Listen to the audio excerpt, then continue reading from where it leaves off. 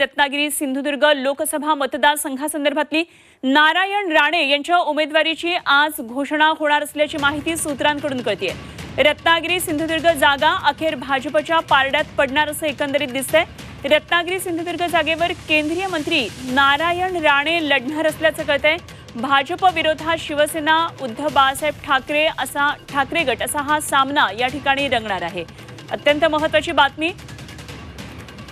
गणेश कवडे आमचे प्रतिनिधी आपल्या बरोबर आहेत, आणखी तपशील त्यांच्याकडून जाणून घेऊया।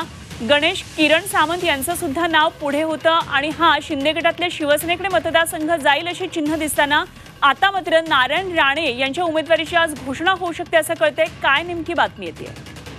नक्कीच गेल्या काही दिवसांपासून रत्नागिरी सिंधुदुर्ग जागेवरून हा वाद पाहायला मिळत होता, मात्र अखेर ही जागा आहे ती शिवसेनेच्या पारड्यामध्ये भाजपच्या पारड्यामध्ये पडत असल्याचं दिसून येतं। कारण की किरण सामंत हे देखील या ठिकाणी इच्छुक होते, मात्र अमृत नोनी आर्थो प्लस ये एक प्रूवन फॉर्मूला है। इसमें मौजूद नोनी फल के गुण और आयुर्वेदिक जड़ी बूटियां शरीर को जरूरी पोषक तत्व देने के साथ साथ हड्डियों और जोड़ों के घिसने, उनमें होने वाले सूजन और दर्द को रोकने में मदद करता है। दर्द मुक्त जीवन के लिए अमृत नोनी ऑर्थो प्लस। ज्या पद्धतीने अगोदरच भाजपकडून सांगण्यात आलं होतं की जे राज्यसभेवर केंद्रीय मंत्री वगैरे आहेत यांना पुन्हा एकदा लोकसभेच्या निवडणुकीच्या रिंगणात उतरवलं जाईल, ज्या पद्धतीने पियुष गोयल यांना देखील ही उमेदवारी मुंबईतून देण्यात आली आणि त्याच पद्धतीने रत्नागिरी सिंधुदुर्गातून नारायण राणे यांना पुन्हा एकदा आहे ते लोकसभेच्या निवडणुकीच्या रिंगणात उतरवलं जाणार आहे आणि त्यामुळेच कुठेतरी आता ही जागा आहे ती भाजपच्या वाटेला गेल्याचं पाहायला मिळतं।